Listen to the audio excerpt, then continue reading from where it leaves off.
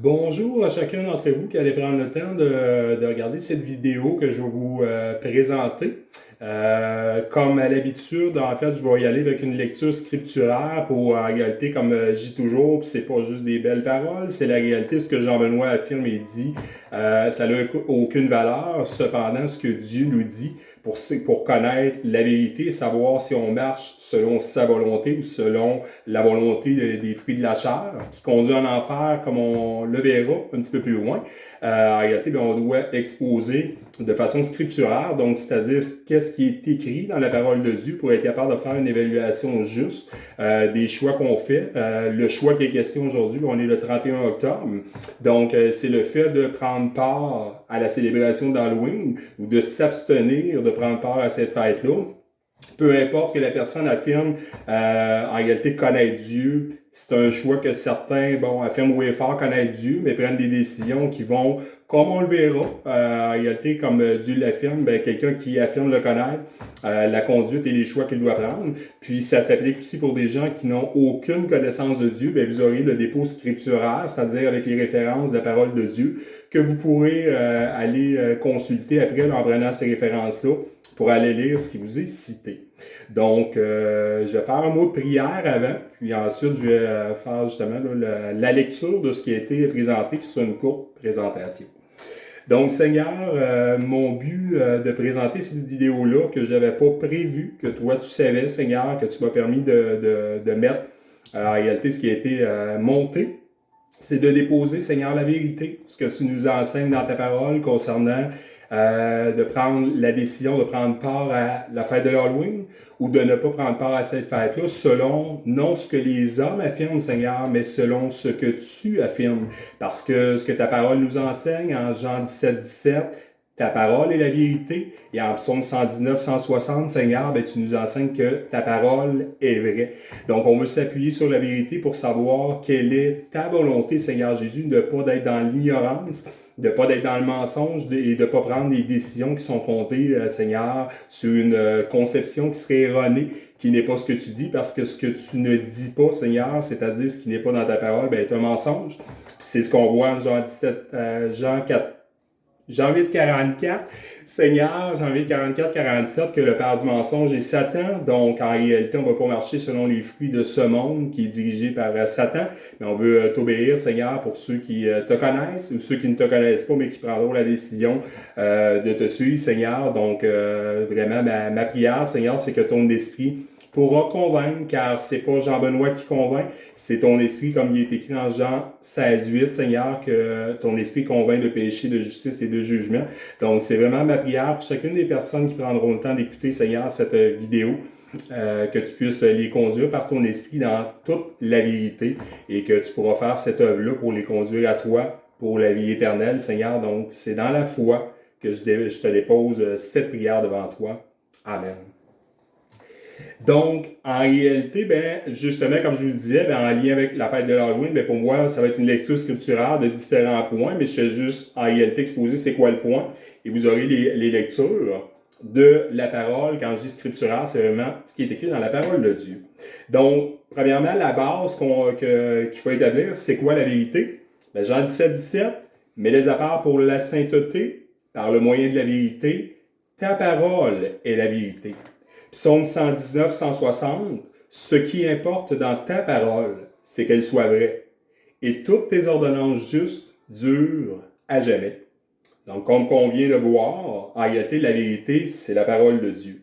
Et le point qui va vous être présenté va être fondé sur, en réalité, ce que la parole de Dieu nous enseigne pour évaluer les choix que je fais, les décisions que je prends, savoir si c'est péché, et on va voir c'est quoi le péché.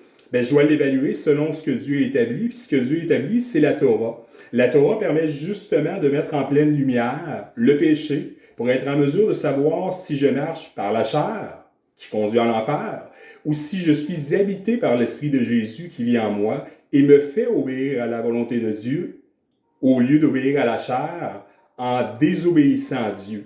Ce qui est le péché qui conduit à la mort, soit l'enfer pour l'éternité, ce lieu de souffrance éternelle, jour et nuit, et sans repos, comme l'Apocalypse 14 et en réalité Apocalypse 20, 10 à 15 nous l'enseigne. Donc, il est écrit. Une petite mise en contexte, Jean 1, 21, pour ceux qui prendront le temps d'écouter ce qui va être présenté. Jacques 1, 21, accueillez avec humilité la parole que Dieu plante dans votre cœur, car elle a le pouvoir de vous sauver.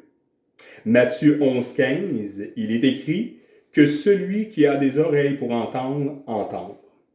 Donc, après avoir entendu la lecture scripturaire de la parole de Dieu, ça sera à vous de faire l'évaluation selon ce que Dieu dit et non ce que Jean-Benoît ou peu importe l'homme, parce que ce qu'un homme affirme, ça n'a aucune valeur, mais selon ce que Dieu dit, pour savoir si vous êtes habité par l'Esprit de Dieu pour marcher selon sa volonté, ou si vous marchez selon le fruit de la chair, en prenant part à cette fête de l'Halloween.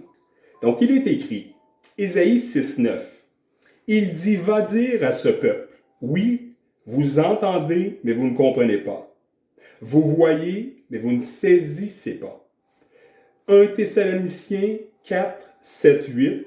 En effet, Dieu ne nous a pas appelés à vivre une vie dans l'impureté, mais dans la sainteté.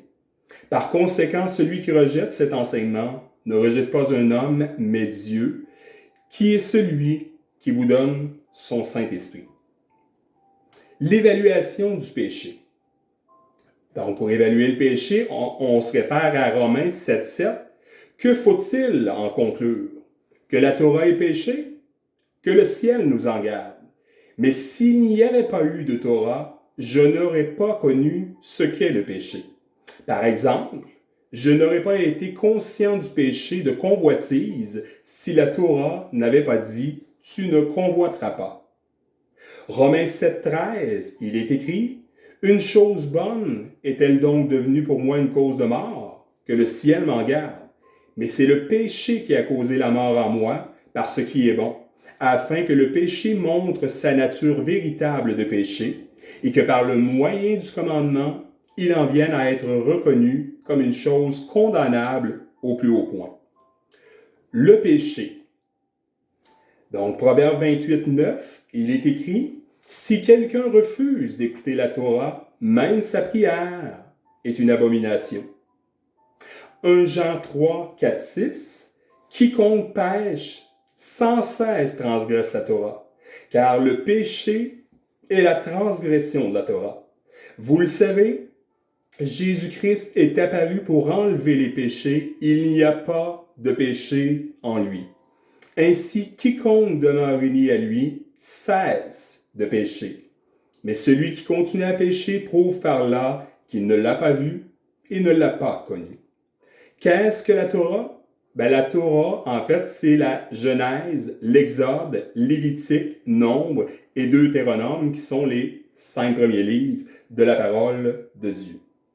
Lévitique 18, 30.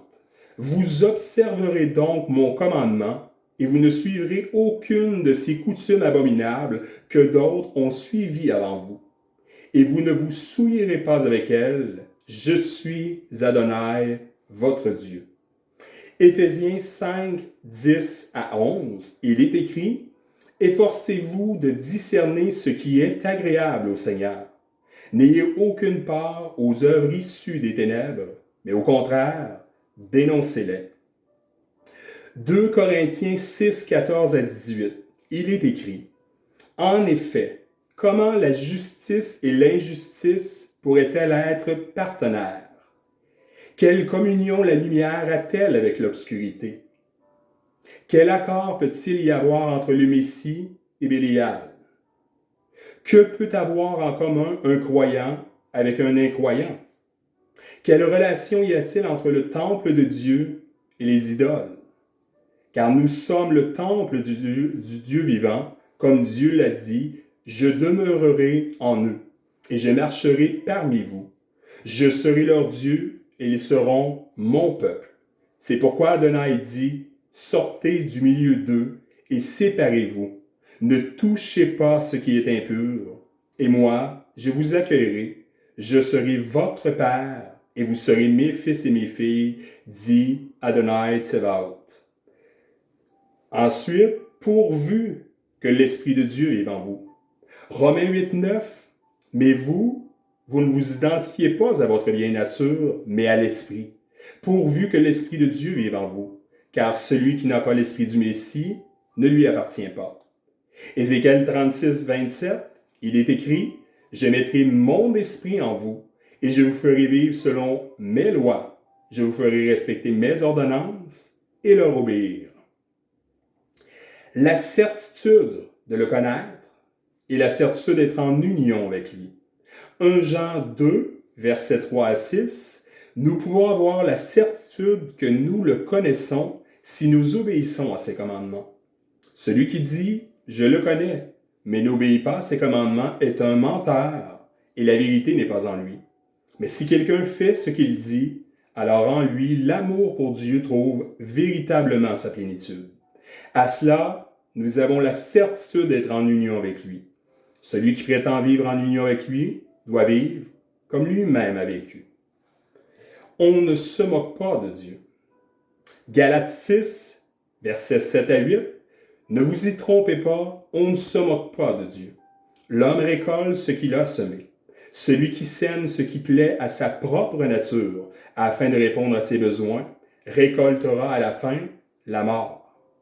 Mais celui qui sème ce qui plaît à l'Esprit Saint, récoltera de l'Esprit la vie éternelle. » Hébreux 9, 27, « Tout être humain est destiné à mourir une seule fois, puis à être jugé par Dieu. » La repentance. Ézéchiel 18, 23, « Ai-je plaisir à faire périr le méchant? Demanda Adonai Elohim. Tout ce que je désire, c'est qu'il change de conduite et qu'il vive. » 2 Chroniques 7, 14, il est écrit, « Si mon peuple qui porte mon nom s'humilie, prie, cherche ma face et se détourne de ses mauvaises voies, j'écouterai des cieux, je pardonnerai leurs péchés et je guérirai leur pays. » 1 Jean 1, verset 9, « Si nous reconnaissons nos péchés, lui qui est fidèle et juste, il nous les pardonnera et nous purifiera de toute mauvaise conduite. » Et enfin, en Proverbe 28, 13, « Celui qui dissimule ses péchés n'aura pas de succès. Celui qui les confesse et y renonce obtiendra miséricorde. » Donc, voilà la courte présentation. Ma prière, comme je déposais devant Dieu au tout départ, c'est vraiment que vous prendrez le temps, en fait, de considérer ce qui a été exposé, qui a été lu de façon scripturaire, qui est la parole de Dieu, pour considérer ce sont vraiment les mots de Dieu, parce que c'est sa parole, et ça permet ici de faire l'évaluation, une évaluation qui est juste, qui est vraie, qui est authentique, qui est selon la volonté de Dieu, pour savoir, si je prends part à la fête de l'Halloween, est-ce que la volonté de Dieu, en réalité, je marche selon la volonté de Dieu?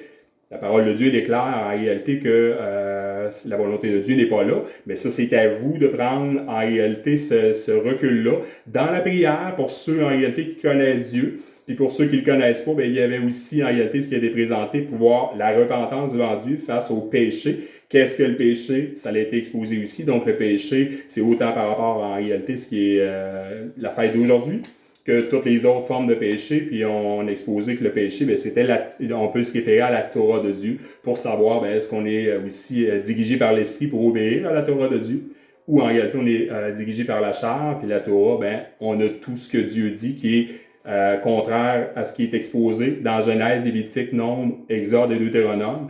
Donc, vous pouvez vous référer à ça pour savoir, faire l'évaluation de votre propre vie. Donc, je vous souhaite une excellente fin de journée. Puis ma prière, c'est que l'Esprit de Dieu, justement, pourra vous conduire dans toute la vérité pour prendre une décision qui est conforme à la volonté de Dieu et non conforme à la chair, la volonté, la sagesse, le cœur humain, la manière de voir, la manière d'interpréter ce que la masse fait, mais vraiment une décision conforme à la volonté de Dieu. Donc, je vous souhaite une excellente fin de journée. Bye bye.